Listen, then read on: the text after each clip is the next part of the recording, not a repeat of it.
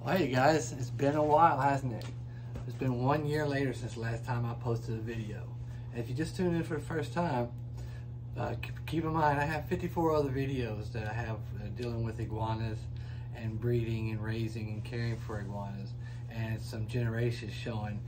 The beginning of why I started this was to prove out that there was no super form of the red gene, which I did prove. There's no super form of the red gene. But red gene is still a very curious gene in itself, and that there's different variants, I believe. So we'll go down those paths later. And also keep in mind, I have downsized what I've got considerably. I'm down to a trio of breeders, and then one subadult male, which was Buddha, who is Buddy's son. I had to give up most of my collection just due to the amount that I had and the amount of work that I was doing in my other life, which I had to have a full-time job, more than a full-time job at times. So I really had to give up a lot here recently, and I just didn't have it in me to make a few videos. But I'm back. I haven't given up, and we're going to start from this start, which is going to be a translucent female to a 100% het, 100% double het albino, El Salvador and Colombian albino. So let me grab the female out. This is my translucent female, which is just a red hypo, and I got her, if you guys, a lot of y'all would know that I got her somewhere around 4 or 5 years ago. So let's take a look at her now. She's right behind me.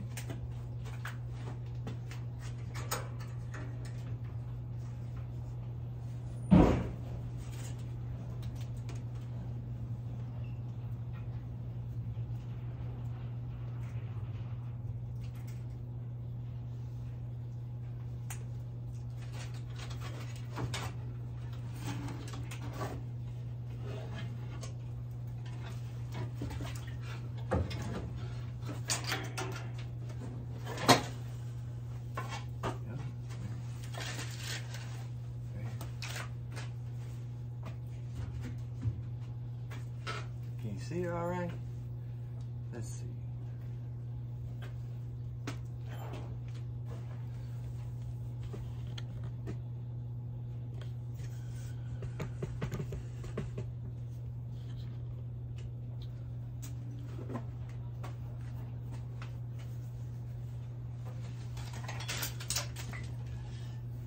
Can you say hello? Look at that beautiful, this is a female. Look at the beautiful dewlap on this girl. And this is what happens with red hypo. You mix the hypomelanistic gene to a red, and this is what you get. And so they're a lot like the crimsons in a way. They're really bright orange, not quite, some are really bright. The crimsons can be really, really bright red. The good thing about these though, you get that nice bright orange, but she's not blind. And so hopefully with the 100% double het male, I'll be able to do some het hypos, and from there start bringing out some visuals. So this is the female. I don't know. Oh, Skittles. Skittles was her name. Is her name. And she's not too happy, but she's fattening up.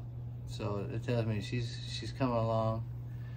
She'll start, hopefully they have been breeding a little bit, some breeding behavior. She has a little nick on her other side over here, because that's just how they do. They're gonna be a little rough with each other. So all right, so let's put her up and see if I can get the male out.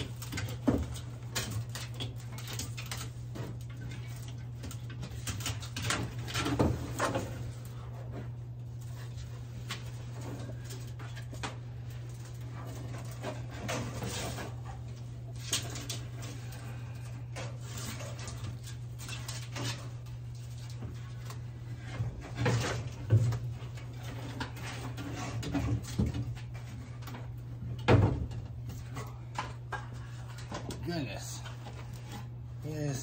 He was curled up in there. Whew. Got that tail all curled up in that branch. He didn't want to come out. Oh, all right. So remember, this one's Gorbachev or Gargamel or Gilgamesh. My son knows it. You know, guys that been with I have no idea what his name is. Because he's just an iguana. Remember, he used to not be a friendly iguana. Now, once they get so big, they handle up just fine.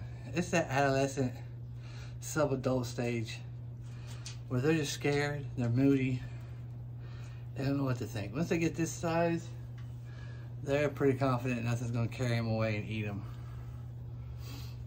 So this guy, he's double het. It's El Salvador and Colombian albinos, 100% het for each. These do have little, maybe even be smaller than a female.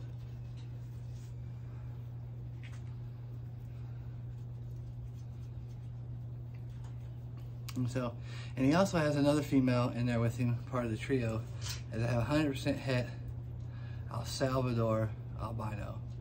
So I believe it's 25% of the offspring should be El Salvador albino. So, and then, you know, I can get her too.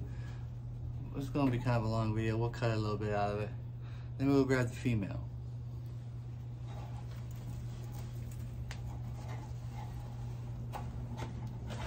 Go. Right there. Back leg.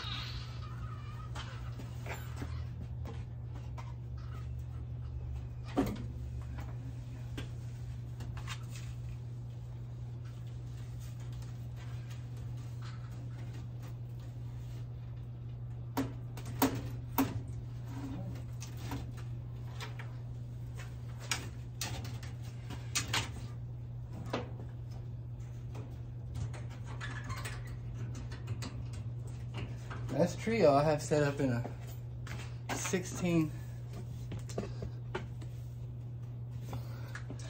This cage here is actually 16 foot. It's two 8-footers put together, 3 foot deep, 6 foot high. So adequate room. They each have their own basket spot and they each have their own bathroom or AKA water tub. Let me get the female real quick.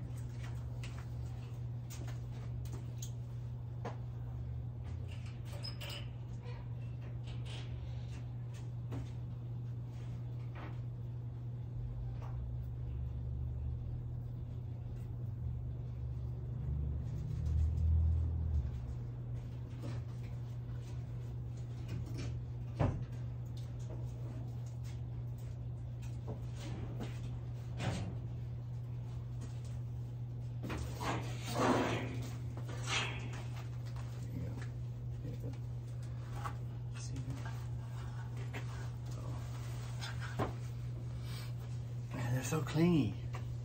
Right.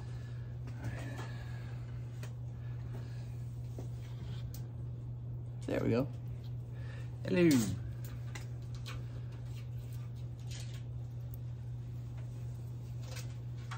So this is a 100% het for El Salvador albino female.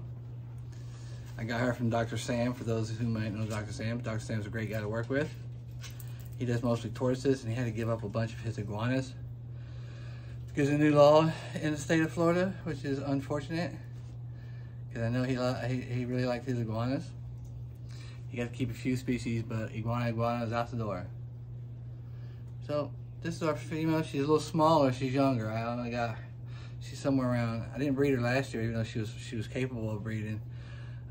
She was just a little small for Gargamel, Gilgamesh / AKA just a cool lizard. And so we're going to be breeding her with him. Where'd he go? Oh, there's the tail. That light really brights him out. All right, so here we go. New beginnings in 2023. Let's start fresh. And thank all y'all, man. I still have, a lot of y'all didn't drop off. I wasn't filming anything for about a year. But some people still text me and Instagram me, which is great. I love you guys' questions and being able to help, and just continue doing that. If you my Instagram is Crazyscales 69, and then my YouTube channel, you're here, take a look at them. I do have 50 other videos. I have albinos and F2s of different morphs, and I had just about every proven morph and every proven gene there was, and just had to take a step back and calm down a little bit, because that's just a little too much. But here we are, Crazyscales is back in action. Got a small little crew here. We're gonna work it and keep posting some videos. Feel free to, if you have videos, if you have iguanas and you have Instagram, drop me a line. I'll follow you. Let's keep this community going, because I think iguanas are coming back. Unfortunately, it's been with the states that have made it illegal to have them. I still think people are starting to understand them a little better and know that they're not a beginner animal, and that but they're not. It can get way complicated. People can complicate things. It's not that complicated. Space and patience really are your two biggest things for an iguana. Is space and patience, and then proper diet. I mean, if you just go Missouri, you can feed them Missouri food and leafy greens and fruits and vegetables as a treat. I mean, these guys, you gotta remember, they're up in these trees eating leaves because they have a hindgut. They can digest very fibrous materials, so they can live on all kinds of things. So don't get discouraged because someone's telling you you gotta give them a 5 leafy green salad every day with 10% fruit and 40% vegetables. That you can. No, please, by all means, go ahead. You're not gonna kill the animal by doing that. Not absolutely 100% necessary. But that's fine. People want to spoil their animals. That's fine. You can. Just don't get discouraged and think it's going to cost you $50 a week to feed an iguana. It cost me $50 a week to feed, 16 adult iguanas. So, So here we are. Again, I appreciate it. You guys can like and subscribe. Tell a friend. Pass me along. But here we are. We're back. 2023. Ready to do this all again. And looking forward to y'all's support and y'all's comments down below. Thank you and have a good day.